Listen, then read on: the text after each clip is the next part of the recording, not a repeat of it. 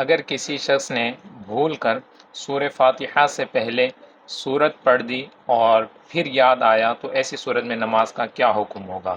یاد رکھیں کہ اگر کسی شخص نے بھول کر پہلے سورت پڑھ دی اور پھر اسے یاد آ گیا تو دیکھیں گے کہ اس نے کتنا پڑھا۔ اگر جو سورت پڑھی ہے اگر اس کی ایک آیت یا ایک آیت سے زائد وہ پڑھ چکا ہے تو ایسی صورت میں اس پر سجدہ سہو لازم ہو چکا ہے،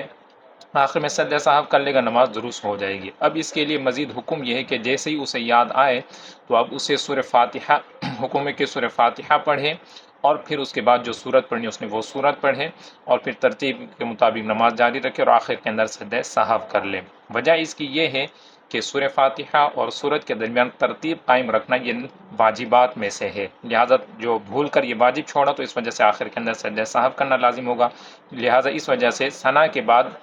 سورہ فاتحہ پڑھنا پہلے پڑھنا اور پھر اس کے بعد سورت پڑھنا یہ واجب ہے۔ اور جیسے سورہ فاتحہ اور سورت کے درمیان ترتیب قائم رکھنا یہ واجب ہے، اسی طرح سے ہم پہلے بھی اس پر ویڈیوز بنا چکے ہیں کہ صورتوں کے درمیان بھی ترتیب قائم رکھنا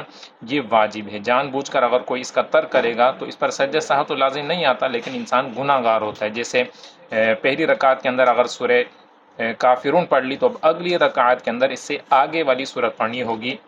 یعنی سورہ نصر ہو گئی، سورہ لہب ہو گئی، تو اس طرح سے آگے والی صورت پڑھنی ہوگی، پیچھے نہیں پڑھ سکتے۔ لیکن اس صورتوں کی ترتیب کے حوالے سے یہ ہے کہ یہ ہے تو مکروہ تحریمی، لیکن اس سے نماز واجب الادا نہیں ہوگی، کیونکہ یہ نماز کے واجبات میں سے نہیں ہے بلکہ تلاوت کے واجبات میں سے ہے، لہٰذا اس چیز کا آپ نے ضرور خیال رکھنا ہے۔